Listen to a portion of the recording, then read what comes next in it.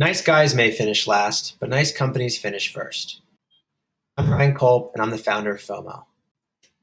This formula governs really how we think about growth at FOMO, and I'm going to explain a little bit later, but just kind of keep it in the back of mind for right now. All of us have probably thrown our logo on a t-shirt and given it away to users.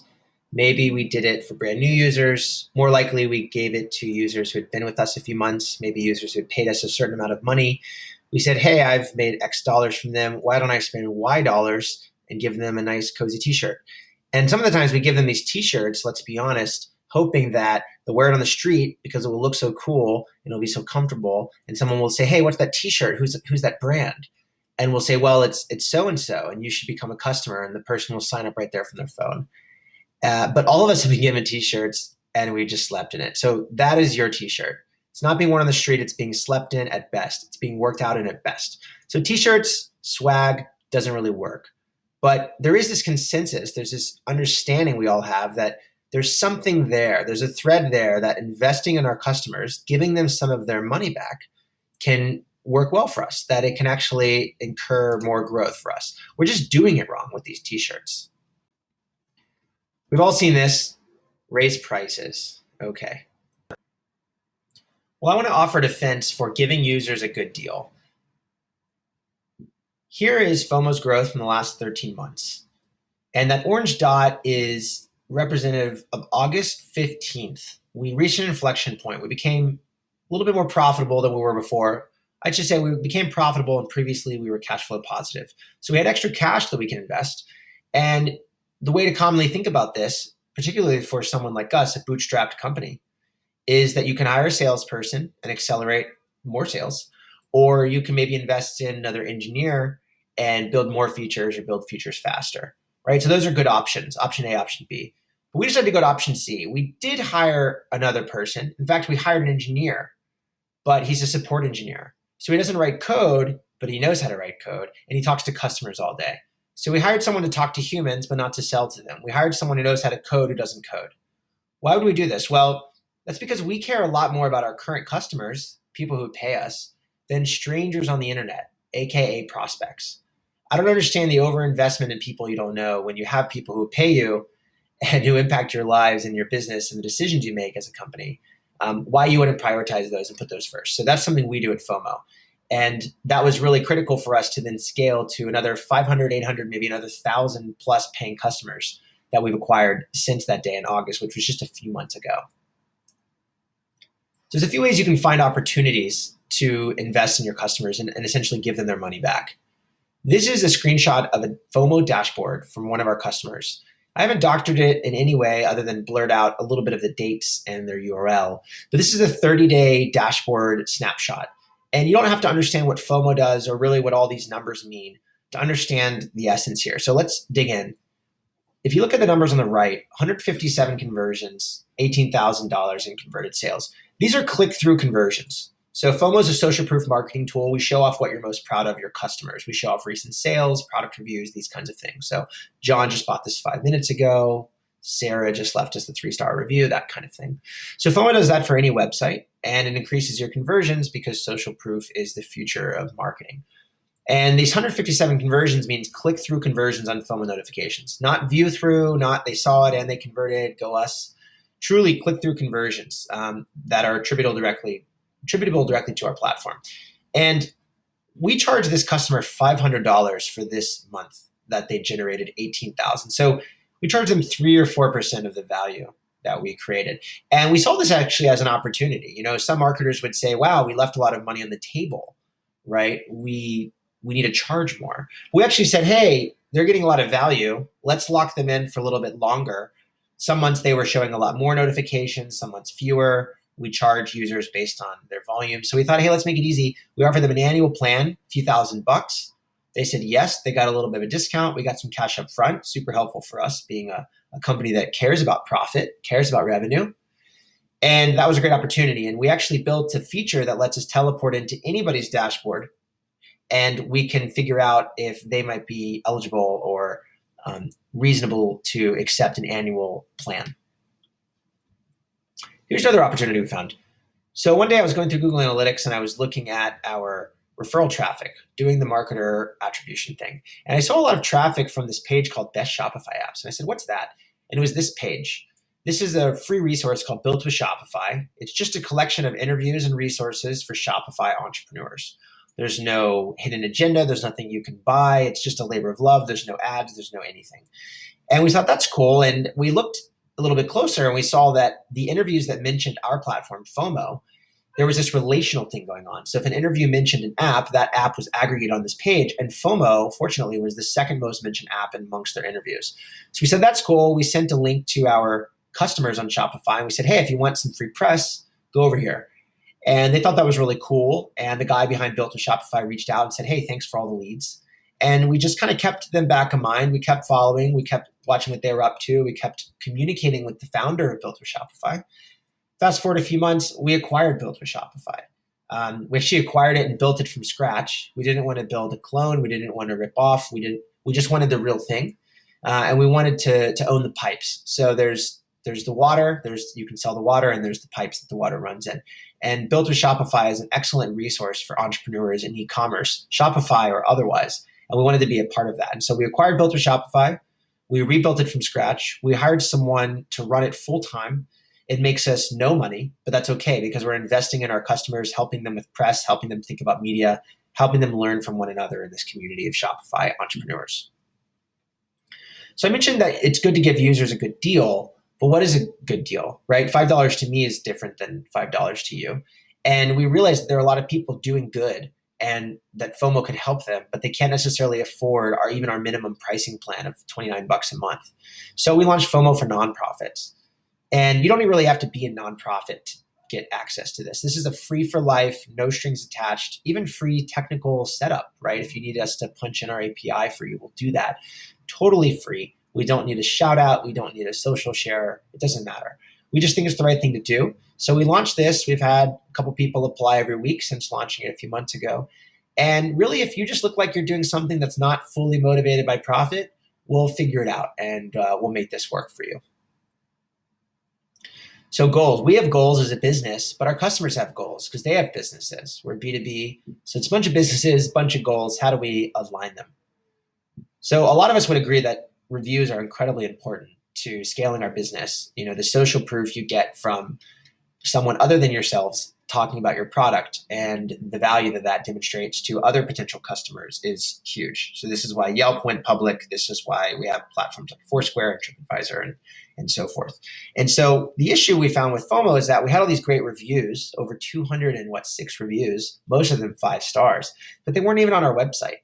And they weren't on our website because they need to be on these third-party platforms like Capterra and Shopify. So that's not great for us because we don't get to leverage the value of reviews. And it's also not great for our customers because they don't get to know the peace of mind that their review is being exposed to as many prospects as possible. And that review could be good. Hey, use this platform. Or it could be bad. Buyer beware, don't use this tool. So either way, reviews should be visible to everyone who wants to see them. So what we did was we created a spreadsheet, Google Sheet, aggregated all the reviews in here. We linked up a free tool called Blockspring. I think we might be on a cheap $15 a month plan. Blockspring is sort of like Zapier mixed with if this then that. It lets you connect apps using spreadsheets without writing any code. And we then linked it up to our website. And now you can go to usefomo.com/customers and you'll actually see a live feed of our reviews, which are coming from Shopify, Capterra, etc., fed into the spreadsheet. And then the spreadsheet is dynamically parsed on this website page. So again, if you go to usefomo.com/customers, it will actually say loading our latest reviews. And that's truly dynamically loading our latest reviews from the spreadsheet. This is great for our customers. This is great for us. They get the exposure. We get to use it as sales collateral. And we also backlink to our customers. So if someone writes an honest review about FOMO, it doesn't have to be an amazing review. We'll link to your business. And that's aligning goals with these marketers we're working with who are always looking to achieve more SEO authority and domain backlinks and visibility. When we think about retention, naturally we think about longer term users. Once someone's been a user for 2 months or 5 months, what do we do? How do we reward loyal users? And we don't really think about retention as something we do on the very front end, right? That's why we have sales. This is why we have lead qualification and lead score. And we have all these cool tools and terms for basically saying, hey, this user, this prospect isn't yet worth our time, right? We're trying to grow our company. We're a startup. But we think a little bit differently about that. We actually think there is a way to invest in brand new users, even though you haven't really gotten any value from them yet. They're maybe still on a free trial, or they haven't canceled, but they haven't really paid you anything yet either. And one thing we noticed about a lot of our new users was they would ask us, what are the best settings for my site? Can you check out my URL and let me know? Can you explain all these panels that you have? And as our app became more complex, we realized that there's a lot of settings and there's a lot of permutations of FOMO configurations that might be better or worse depending on your business. And so we tried to make this support article. And this is a snippet of that support article. It's a wall of text. The setting is bolded and the description of the setting is regular text. And it's just not great. And we knew we needed to do something better because people don't want to read the support article. They want to be told what to do. And so we hired a data scientist and we built out machine learning models. And what these models are programmed to do is optimize for clicks and engagements. So the number one thing you do with FOMO, or the byproduct of using FOMO, is people are more engaging on your site.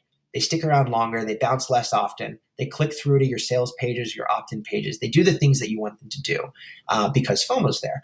And so we wired up these machine learning models to say, hey, check out all the permutations of all the settings on all the 5,000 plus websites using FOMO, and then calculate which permutations or combinations of settings are the most effective. And by putting all that together, we created FOMO Insights. So FOMO Insights is a human readable kind of live feed of suggestions that you can make changes to your settings, and it will calculate for you approximately how many more engagements you'll get based on that change. So enable this feature, turn this feature up, turn this feature down. So now we're able to give even brand new users expert, high quality advice about how to configure FOMO without hopping on the phone, without doing a live chat. So this helps us scale, and it's also better for them because we're not just guessing alongside of them. This is data driven. We crunch over 10 billion data points every hour or so to calculate these notifications. How do we anticipate needs? Well, this is our Shopify dashboard. We are a standalone platform, usefomo.com, but we're also on Shopify. We're also on WooCommerce and BigCommerce. E-commerce is a really great marketplace for us. And so you can imagine with 7,600 current installs and even more from the past, as folks who stuck around for a few months, we've seen hundreds of Shopify dashboards and configurations. We've learned how a lot of people run their businesses, whether it's dropship, international, local. And one gap that we found in Shopify native is that there really isn't a way to do customer service with Shopify. There are apps, there are tools like support desks and Zendesk, but there's nothing built into Shopify. There's an orders tab and a products tab and a customers tab. So we thought, what if we combine a way to use the tools you're familiar with, like Slack, with things that you need to do every day in an e-commerce business, like customer service, order inquiries, checking the status of a package and its shipping. So we started looking around and we found some tools sort of like built with Shopify, right? We found tools that kind of did what we wanted. We reached out, we tried to acquire them. They said no. We tried to give them more money. They said no. We tried to give them more money. They said no. Last ditch effort, we doubled our offer and they finally said no. And when that happened, we decided, let's just build it ourselves. So we did a quick 48-hour hackathon and we built a free tool called Slack. Slack is Shopify plus Slack. And here's how that works. So you can query orders, you can get order notifications, you can run sales reports, you can check on inventory levels, all kinds of things directly from your Slack team without logging into Shopify. So we'd like to think this saves a little bit of time, and it's anticipating the needs of our users on Shopify who need to do a lot more than increase conversions, right? They need to run their business. They need to manage their team. They need to manage roles and permissions. They don't necessarily want the intern accessing all the sales data. So Slack is kind of a way to achieve that. And we thought, hey, we could sell this. We could make this a couple bucks a month. But instead, we decided to just give it away for free and truly, again, align our goals with our users and add value in different aspects of their business that they don't even pay us to add value in. Rewarding loyalty. This is what we're used to when we think about retention and when we think about swag, right? We give users t-shirts after they've paid us, as long as the t-shirt is less money than they've paid us, right? Great idea. It just doesn't work. So when you've been a FOMO customer for a few months, we actually start sending you introductions to people on our team. And everyone on our team is an engineer. Support, sales, marketing, developers, front and back end. Everyone's an engineer. And most startups, or particularly technology companies, they don't introduce their engineers to humans, right? Your engineers are very busy. They don't even have time to do what you want them to do. They're special people. So it's kind of crazy to introduce your engineers to customers who may just rant and rave with features or bugs, right? But we do it anyway. And so what we see here are a couple screenshots. On the right side, introduction to Arnold, one of our support engineers. And we say, hey, skip the support desk, go to Arnold if you have bug requests, bug fixes. And people say thanks.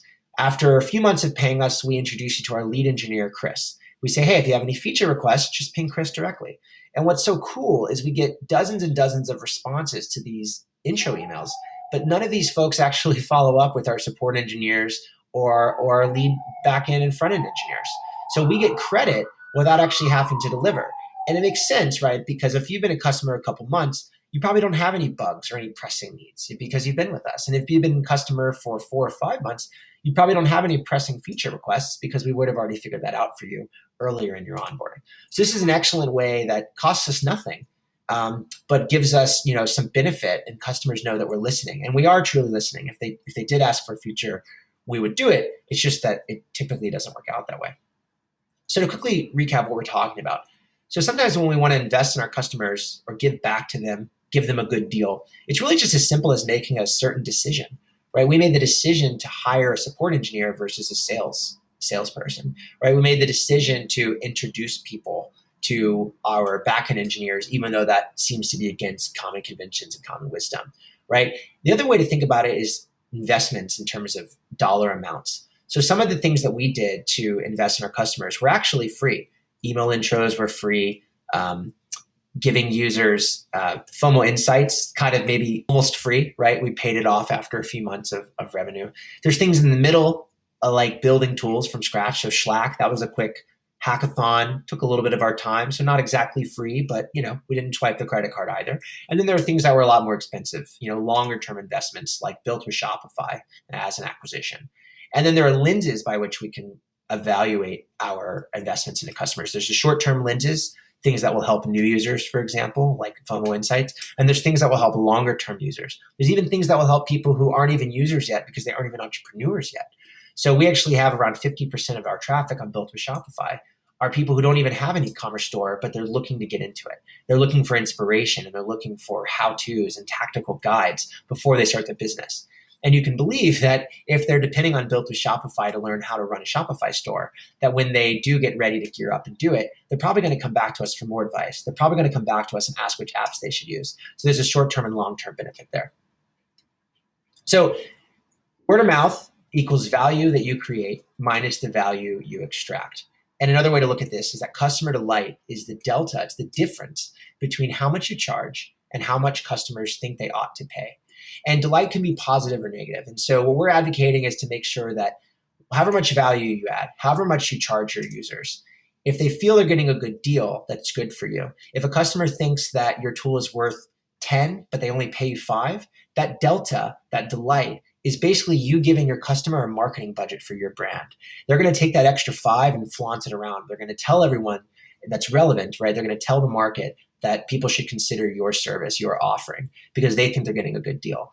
And so the hack here is to figure out a way to give users a good deal and give yourself a good deal and to keep those users stick around for longer so the lifetime value goes up, your revenue goes up, and then you can continue investing and keep the flywheel going. Hope this has been helpful. Again, I'm Ryan. I'm the founder of FOMO. And this was a presentation I gave at the Growth Marketing Conference in December 2017 in San Francisco.